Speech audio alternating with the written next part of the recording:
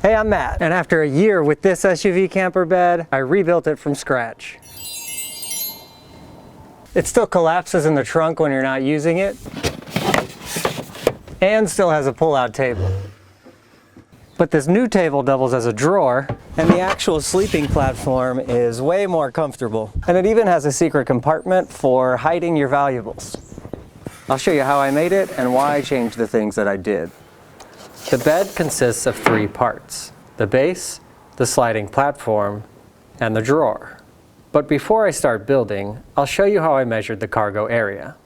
Finding the length and width is easy, but the trunk isn't level, which makes finding the height of your base a little bit tricky. To solve this, I place one end of this 2x2 where the sliding platform will rest when it's fully extended. Then, I raise the end I was holding until the 2x2 was level. From there, I measured from the floor of the trunk up to the 2x2, which gave me the dimensions I needed to make the sleeping platform level. I cut all the pieces of the base out of 3/4 inch plywood and was ready to start the assembly. The base consists of 4 parts: the 2 legs, the back panel, and the top plate. I joined the 2 legs of the base with the back panel, held together with glue and pocket hole screws. If you don't have a pocket hole jig, they're only 20 bucks, are really easy to use, and they're going to help make your platform super solid. With the base upside down, I slid the top panel under the legs, used a piece of 3/4 inch ply as a spacer for the future drawer face, and glued and screwed the legs to the top. Quick side note, if you want to avoid splintering in your plywood like this, don't be cheap like me and buy yourself a fine-tooth finishing saw blade. As I flip it over, you'll notice there's this gap at the back of the base. Here's the SketchUp model to show you why that's there. The sliding platform slides off the base and rests on that gap. As I swing around the back side, you can see the guides that help it slide on and off, and this back block. That's going to keep the platform from sliding too far forward when you collapse the base. That sliding platform is made of 6 3/4 inch plywood parts, the 4 guides and 1 back block attached to the bottom of the top platform. I set the top platform on the base and marked where the guides would go. Next, I glued on the back block and added the guides. There won't be a ton of stress on these pieces, so I figured glue would be good enough to hold them together. When those dried, the base and sliding platform were complete, and I was ready to move on to the drawer. I recommend putting in a drawer if your SUV has a lip that makes it hard to slide things out of the trunk, and because reaching something in the back of the trunk space can be awkward or even impossible for some people. The drawer is built in 2 stages. First, 2 rails and a faceplate are added to the base for the drawer to slide on. Then the drawer itself is made of a center frame, a bottom piece of plywood, this little top plate, and 2 table toppers. I started by gluing on the rails for the drawer to slide on. Then the faceplate. The drawer will slide on this too, and it's going to help keep the drawer from pulling all the way out. I'll talk more about that after I construct the frame of the drawer, which consists of a front piece, 3 middle pieces, and a back piece glued and screwed together.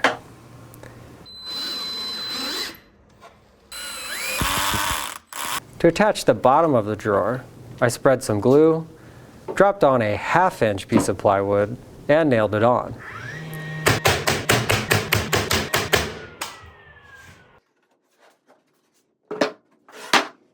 To keep it from pulling all the way out of the base, I drilled 2 holes and stuck 2 of these free Allen wrenches I know we all have into the holes.